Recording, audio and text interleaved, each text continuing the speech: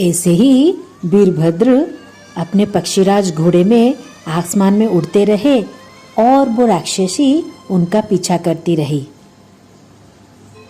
तभी उन्होंने ऋषि की दी हुई अपनी गुप्त विद्या को याद किया। एक बार जंगल में ऋषि तपस्या कर रहे थे कि तभी एक बड़ा सा शेर आके उनको खाने के लिए उनके ऊपर झपट पड़ा। ऋषि महाराज, उनके पास तो कोई भी अस्त्र शस्त्र नहीं है, वो कैसे अपने आप को रक्षा करेंगे? और वो शेर बहुत ही खूंखार था। वो धीरे धीरे ऐसे करके जैसे ही ऋषि की ओर आने लगा, मुझे रक्षा करो, मुझे रक्षा करो, इस शेर से मुझे रक्षा करो। तभी वीरभद्र शिकार के लिए जंगल में जा रहे थे। वीरभद्र भी शेर को तलाश कर रहे थे, कैसे कोई शेर मिलेगा वो उसका शिकार करेंगे। तभी उनकी कानों में ऋषि की आवाज आई, कोई बचाओ बचाओ, कोई मुझे बचाओ बचाओ, कोई मुझे बचाओ। तभी उन्होंने, अरे ये क्या, शायद कोई संकट में है, मुझे जाके देखना होगा।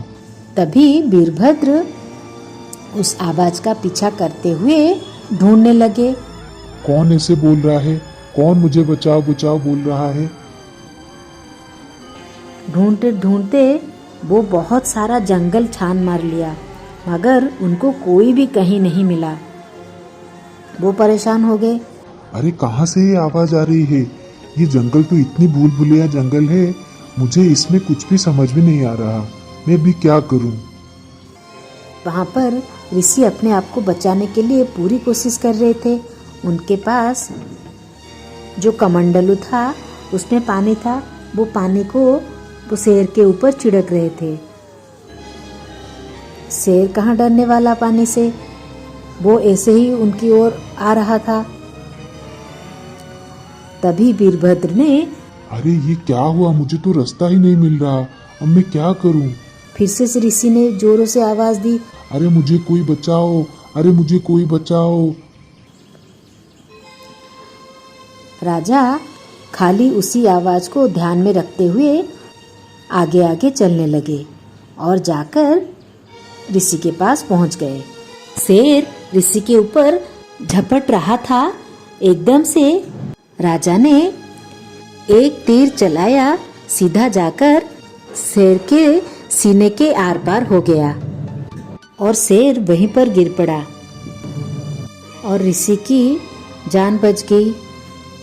ऋषि राजा के ऊपर बहुत ही प्रसन्न हुए और राजा को एक गुप्त विद्या प्रदान की। कहा, जब तुम कभी भी संकट में आओगे, बहुत ही ज्यादा संकट होगी, तुम्हारे जान के ऊपर आएगी, भी तुम इस विद्या का प्रयोग करना और याद रखो, और इसे जीवन में सिर्फ 3 बार प्रयोग कर सकते हो।